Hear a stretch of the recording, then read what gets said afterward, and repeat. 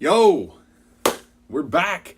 It's been a while, and unfortunately, I'm a little bit further behind than what I'd liked. I know I had promised on Twitter that I was going to have an earlier episode, and I didn't, and that's on me. Admittedly, I have been kind of burning the candle at both ends, so to speak, and so I apologize. And if you're new, I guess I apologize for not introducing myself. I assume most of you know who I am.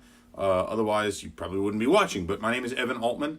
I run Cubs Insider. I'm not the only one there, of course, but editor-in-chief and all that, falderall or whatever you, if that's even, it is actually a real word. But anyway, so I had planned on kind of putting together a special episode last week. And man, the time has gone. It's been just a really kind of a whirlwind going on. So let me catch you up on something with that really quickly. So I was going to do this last Wednesday. That would have been Wednesday the 22nd of May.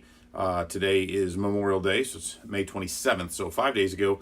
And I actually headed up to Chicago. For those of you who don't know, I live on the west side of Indianapolis in a suburb called Brownsburg. It's a hat, so Brownsburg Bulldogs, home of Lance Lynn, Drew Storen, and Tucker Barnhart. And we got to see Tucker play this weekend. His father is actually my son's hitting coach, and so that kind of a cool little deal. And actually, you know what? This thing looks like it's off, so I apologize. I'm gonna adjust this just a little bit.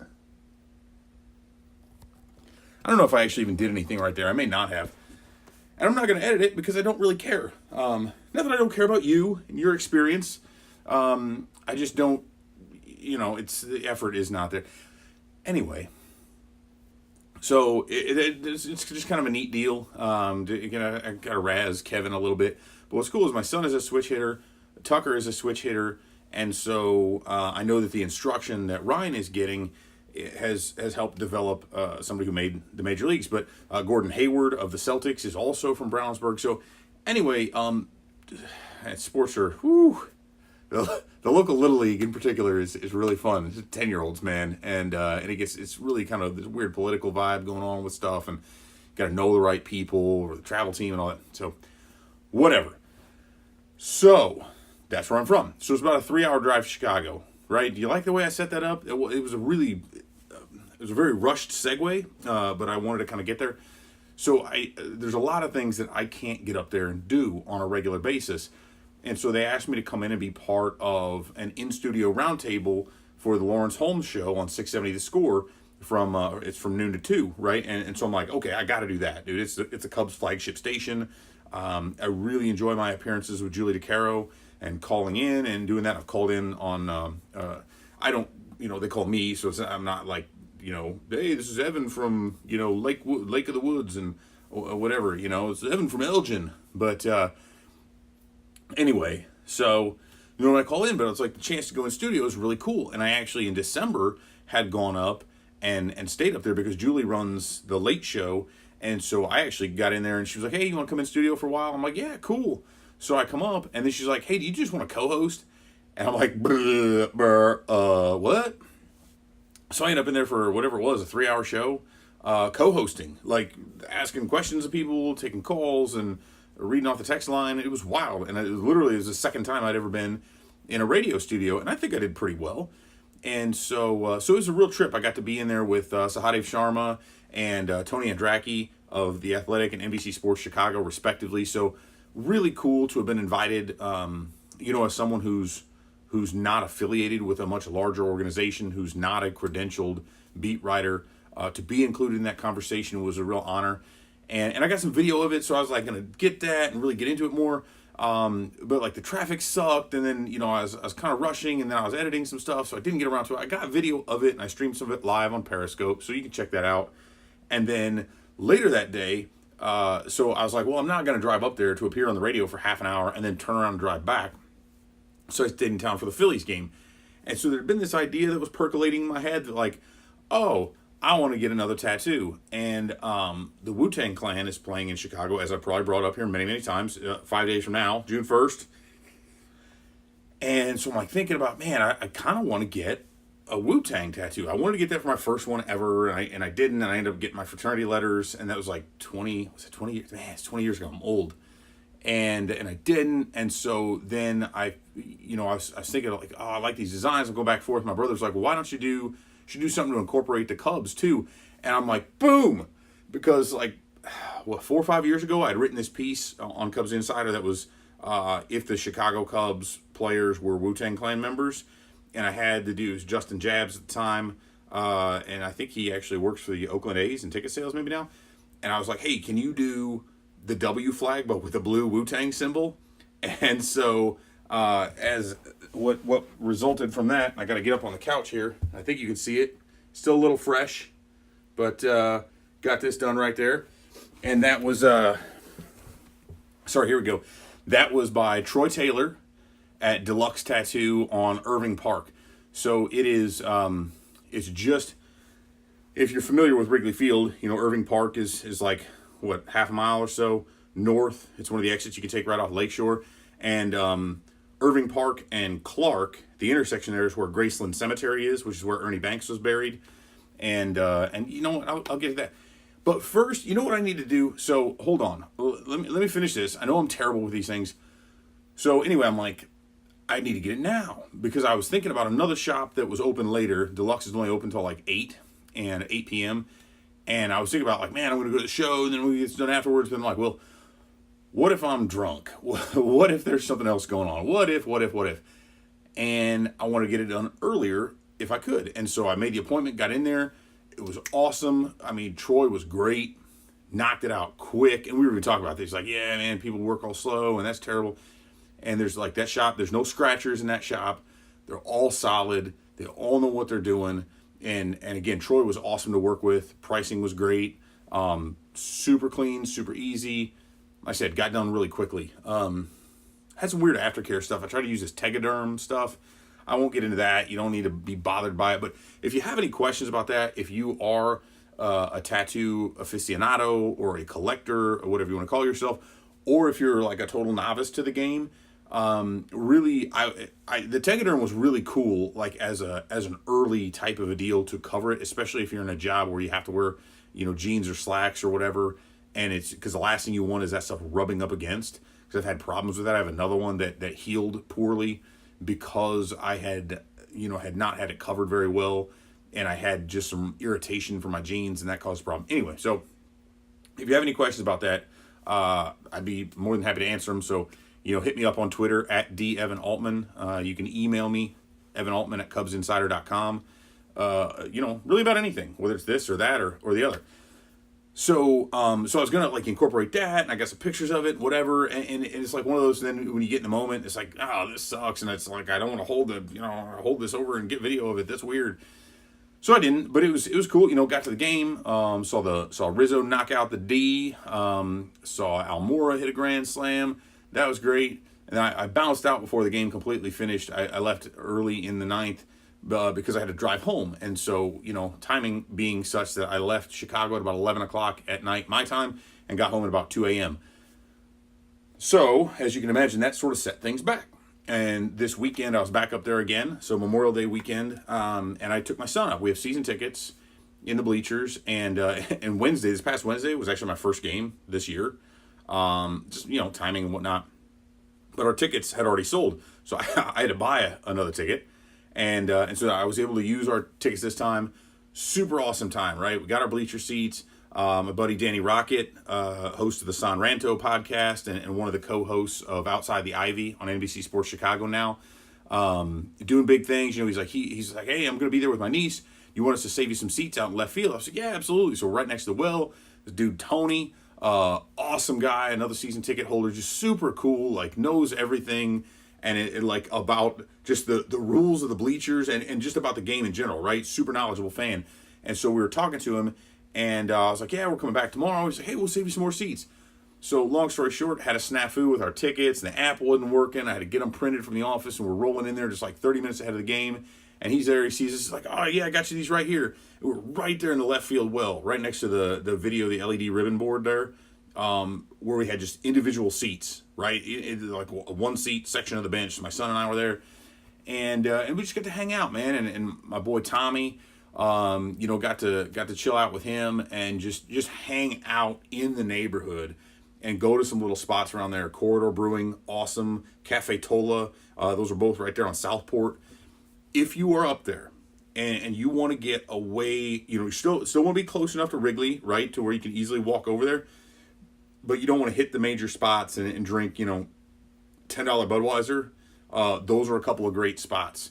Again, Corridor is on Southport, just south of Cornelia. And then Tola is also on Southport, just north of Addison. Just awesome. Like, Tola apparently used to be like a Jake Arrieta go-to spot. Really, breakfast empanadas. They got tacos, burritos. Awesome coffee. Just tiny little place. And then Corridor, incredible hamburgers. Unbelievable breakfast pizza. My son said it's the best pizza and the best breakfast he's ever had. Which some of you may say, well, he's never had good pizza or good breakfast. But that's not true, because these are awesome. They're awesome pizzas. So great time there. Another spot I would highly recommend, right? So we all know like the major bars around Wrigleyville if you're in that area.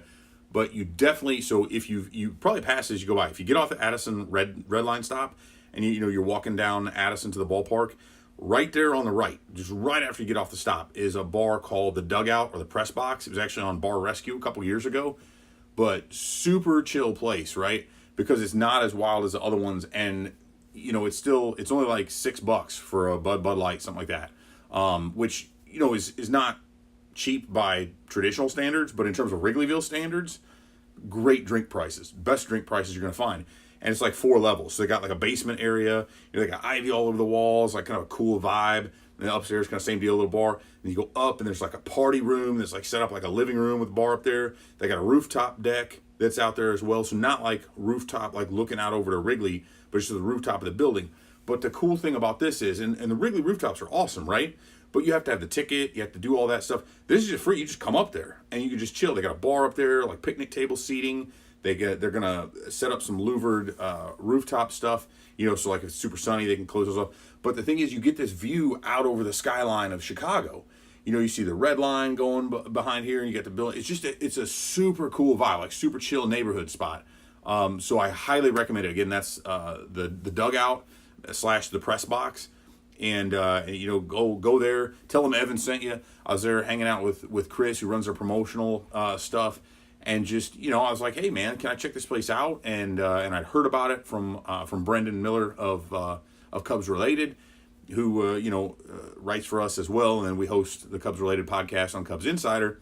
So that was it was a neat deal, right? It's cool to find. I was like, man, I've seen this place before. I walked past it 1,000 times, but I've never gone in. And so I'm glad I did. So anyway, that is an interesting segue to the next section that I'm going to get into before we maybe flow in here. So today, we're going a little different. Normally I bust out the old craft beer, but today, we're going to go with old style. And this is either going to fail terribly, or it's going to work out really, really well. But either way, it's going to be pretty cool. Now, I am not a young man. I don't chug beer. That's not a thing I do. Normally I drink the really good stuff and I savor it, but I saw this guy in Milwaukee the other day. The lights were turned down, so I couldn't really tell. I think it was Christian Yelich. Let's make sure this is good first. And he chugged like half a beer and thought he was a badass, or so it seemed. And Aaron Rodgers kind of laughing at him. So I thought, you know what? Let's see if I can beat Christian Yelich in a beer chugging contest. Now, I don't think he's going to see this. I know he's not going to see this. And I know he doesn't want to challenge me, because he'll get one look at my beer gut and know that he is in no way, shape, or form ready to compete with me in a beer drinking contest. But I think he's got me beat on some of this for speed, maybe. So I don't know, you guys think I can do it? I didn't practice, and I'm kind of concerned about this, but we're going to see what happens. So let's, screw it, let's go.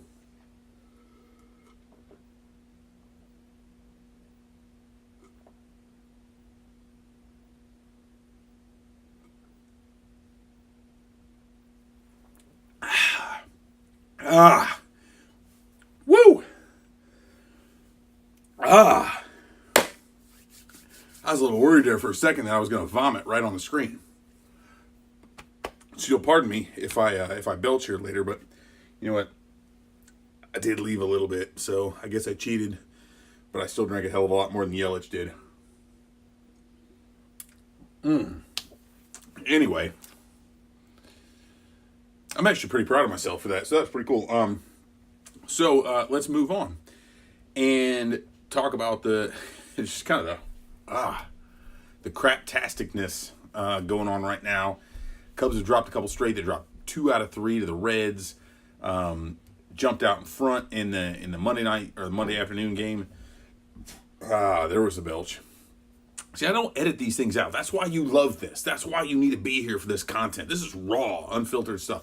Anyway, they get out front. Big Tony hits a home run. After Schwarber walked to lead off, which that's the way that's supposed to work, right? That's what you want your leadoff hitter to do. Get on base for the mashers, even though Schwarber himself is a masher. They fall behind, then they creep back. Cole Hamels looked like hot trash again. Only last 4 innings. You got Mike Montgomery come in to warm up in the 5th. He can't even throw a pitch before they have to pull him out. Kyle Ryan actually did pretty well in relief. Dylan Maples strikes out 3 with no walks, so that was a nice sign. There's a lot of stuff going on, and that was the weird thing, is that it wasn't the bullpen's fault in this one. Now, the bullpen has looked like trash in the past. Sunday's game, the offense just didn't come to play at all until late. Willie and Javi hit home runs. Javi struck out 5 times today. Oh, excuse me. Woo! Oh, I tell you, folks, that was actually a really good one. I feel I'm getting the momentum back here. But but here's the problem, right? It's like today is Memorial Day, so I'm driving back to Chicago in the morning. We had a birthday party for my niece that we were at, and then I'm driving back this is in West Lafayette, so I drove from Chicago to Lafayette, stopped there, proceeded all the rest of the way down. I didn't watch much of the game until the end, and it's just like, it's one of those things where you got so much other stuff going on that I found it hard to really, and it's against the Astros, right? So they're legit, and Garrett Cole is super legit. So it was hard for me to really dig up any strong emotions about it, especially with everything else that's going on. Like I said, had a great my weekly run here, and my 40th birthday is coming up on June 2nd. And so I've been kind of running this for the last 2 or 3 weeks, man. People talk about I'm living my best life, and it's like a common phrase, but I really am. And I'm glad you guys are along for the ride. That's like the coolest thing about being a Z-level public persona, is you get to kind of share this with people. And Twitter can be like that. Like, even if you're just somebody on Twitter, and realistically, I am, right? I'm not saying I'm rungs above you because of this. So we can all kind of share that. But no, it's been awesome. Like I said, just, kind of maybe indulged in a few things that normally I would not have, right? And I kind of, at some point, the excuse of it's for my birthday will wear off. But, got to go up to Chicago, got the seats in section 112. So it's kind of right there on the third base line behind home plate. Got the tattoo, right? So I, usually, it had been over a year since my last one. So I'm supposed to be on a 1-year limit. I think I'm gonna break that later this year, but don't tell my wife. And it's just an awesome game. Got to come back. I've got a set of I got the custom design a couple weeks ago through a totally different venture, a pair of Nike Air Force Ones, right? And so those are supposed to be coming pretty soon. And let's see what else. Oh, yeah, the Wu-Tang concert. So I paid the extra for the VIP. So we got a meet and greet and a photo op there going on. I just got a new car. It's a Ford Edge, which, is definitely the car that a soon-to-be 40-year-old would normally buy. But I got the ST version. So pretty sweet. Sorry, I keep burping, man. And ladies, I apologize, but, when you beat the hell out of Christian Yelich, you're allowed to burp a few times. So, suck it, Yelich. Anyway, but yeah, the black rims and black accents. And so then I'm looking for, and it's got a trailer hitch. I have nothing to tow. And so, of course, I have to, trick it out with a hitch cover, right? That's what you do. So I'm looking for, Cubs hitch covers, and it's weird. Like, they don't sell them through the Cubs site, or at least it's hard to find them. And I look on Amazon, and they're like, okay, and none of them available on Prime. And so I found on Etsy this dude who custom makes these, or makes them to order these metal ones, and they got a blacked out Angry Bear, like the '84 Bear. You know, it's about this big, like shiny black on matte, like, so gloss black on matte black, like 3D. Dude, like, it owns hard. So I shared some pictures on Twitter. I will definitely share some pictures when I get it. And then, of course, I went ahead and I was like, ooh, this guy does. So he's got, like, sports teams. He's got Marvel characters and different things. So I got the Avengers A, which is cool because, last name Altman, so that fits. And then I found this other dude who made Wu-Tang ones. Like, well, those. I'm like, I can swap these out. So anyway, it was like, while the Cubs were losing, I was, busy finding hitch covers for my car, right? And but that was cool because I just picked it up Friday, got to drive it up Chicago. Rides like a dream, love it, awesome. So that was pretty cool. And then again, the concert coming up, and then I come back to town. We're having a little birthday party here, to which you're all invited. Anybody in the area, come on down to Rush Off Main.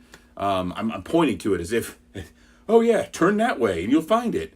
It's just right around the corner from us, here in Brownsburg, beautiful Brownsburg, Indiana, right on 267, which then becomes Green Street as it comes through town.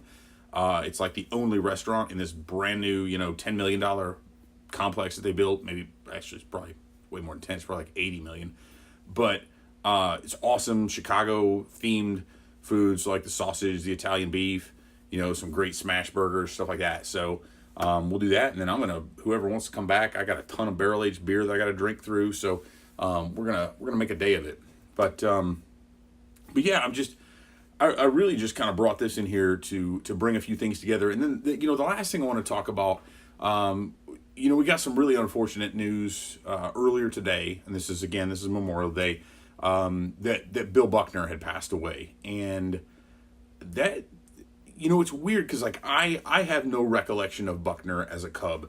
I know he was there until '84, which is like, that's when I was like 5 years old that year. And I know, hearing the Go Cubs Go stuff and kind of getting into that, listening to it on the radio, and Ryan Sandberg, and that was when I was really starting to be a fan and to learn what was going on. But I know those who are a few years older than me, and especially like when you're coming into your fandom, there are those certain players who are the star of that team at that time that you really kind of glom onto, and that's your favorite guy. And Buckner was the best player on some crappy teams, because up till '84. When Dallas Green come in a couple years ago and really made all those trades and basically robbed the Phillies and built that team into a winner briefly, there was not much to cheer for. So this dude wins a batting title in '80. You look at all his statistics, something like 2,700 hits, and he played for 22 seasons. I had like a 289 average, but won the batting title. I think it was like a 324 average in 1980. And just was a fantastic player, and yet we remember the one play from the '86 World Series, and that kind of has defined him, unfortunately. So I'm sure he felt a hell of a lot better about the Red Sox winning, the Cubs eventually winning. But it was just it's tough when you see something like that. He passed away as some complications from some ongoing issues with dementia, which was non-Alzheimer's. I think it's was it Lewd, like Lewd? Is that what, or Lewy, Lewy, right? Lewy body dementia, which is there's protein buildup in between, was it like the neurons, anywhere, it's in your brain, right? And the nerves and everything in there, that it basically just blocks a lot of those functions of just memory and motor skills and that sort of thing. And it's unfortunate. The dude's only 69 years old, and to see that happen. And so it was, and I'm going to try to get through this. I'm going to put on my big boy pants here and try to get through, not that men can't cry, but I do want to not get too emotional. But, I had heard that after, and as my son and I were driving back from Chicago, and it really, where we're going wasn't it's close to West Lafayette, it's closer to like Battleground. And so we were able to come through Monticello. And I know those of you who are like unfamiliar with kind of rural Northwest Indiana, this means nothing. But that's where my grandparents are buried. There's a cemetery there kind of off, and my grandfather passed away a few years ago, and that's who really kind of brought me into my Cubdom, my Cub fandom.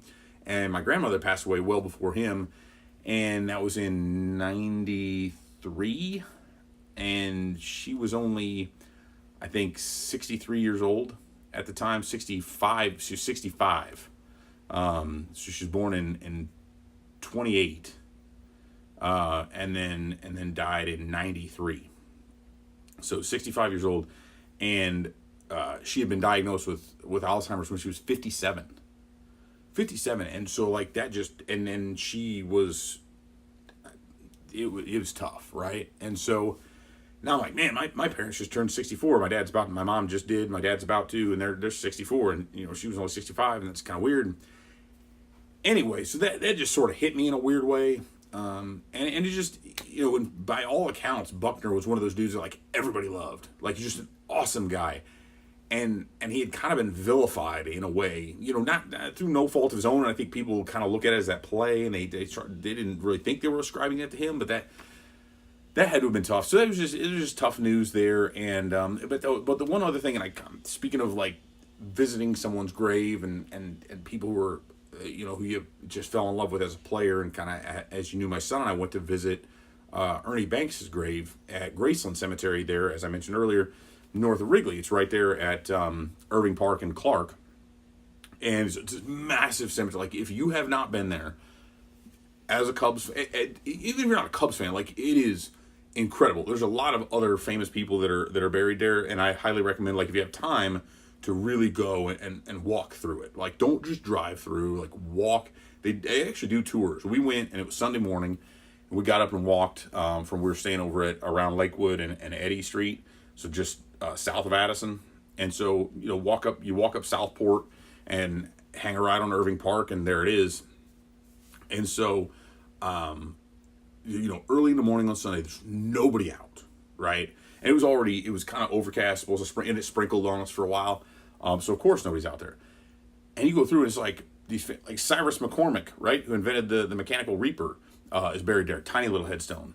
But there's just these massive, massive monuments to people, super wealthy families, obviously crypts and mausoleums and all of these things. And you go in there, and here's Ernie Banks, and they got this cool headstone, big deal set up there. And it was just a neat experience for me to have with my son, and just kind of walk through. Just the two of us had the whole place. I saw one other person who was kind of like walking along as we were going, and it was kind of from a distance. Nobody else there, nothing going on, super quiet, and just it was a neat thing to then. And then we walked back around. That's when we went to Corridor to eat the breakfast pizza. So we'd already had this long walk in the morning, and it was kind of late, and it was brunch time. We hadn't eaten beforehand. And it was just really satisfying kind of a thing. And so, I guess at the end of the day, and I don't want to like make this a lesson or be a big downer. And I hardly have even talked about the Cubs. And realistically, it's because there's not much to talk about these last couple of days. The bullpen kind of sucks. They're going to go out and get some guys. They're going to have to trade for some people. Mike Montgomery says he'll be able to pitch Tuesday at this point. We'll see. Pedro Strop should be back soon. Some little things are going to work themselves out. Adbert Alzolay at AAA has been nails. Dude is shoving since he came back. They need to call him up. They need to bring him up there, make him the long relief kind of guy. We kind of figured, I kind of figured at least, he was eventually going to come up in a relief role. Whether he stays there or not, I don't know. But I really think they need to bring him along as a reliever, because he's got elite velocity. He's got miss the bat type of stuff, and he can inject that energy in there and really get him going. But anyway, we get back to this. And I just, I really wanted to hit up with some life stuff. In addition to kicking Christian Yelich's ass at a beer chugging contest. And there's just, life is way, way too short. I guess for lack of a better term, it's too short to be an asshole. Like, just be, like Bill and Ted said, be excellent to each other. Let's try to be a little bit nice. And I'm as guilty of it as anybody, right? I get snarky. I kind of jump down people's throats sometimes. And I'm not always the nicest person. And that happens, right? We all kind of get in that mode.